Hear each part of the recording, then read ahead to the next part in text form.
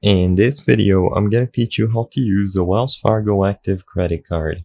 It's a very quick and easy process, so make sure to follow along. You can find this information over at the Wells Fargo website at www.wellsfargo.com. I am accessing the website using my computer, but you can also do this on your phone. Simply open up a web browser and go to wellsfargo.com.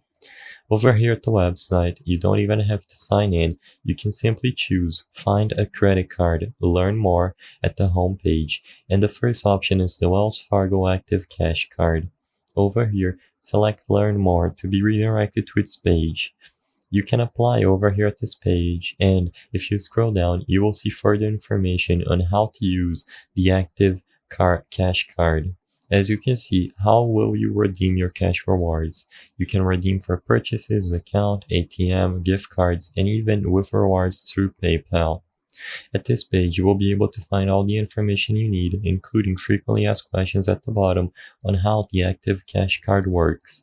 Like I said, if you only want to use the card, this website will provide to you all the information you need, but if you want to apply, simply select Apply Now at the top and proceed to sign in using your credentials.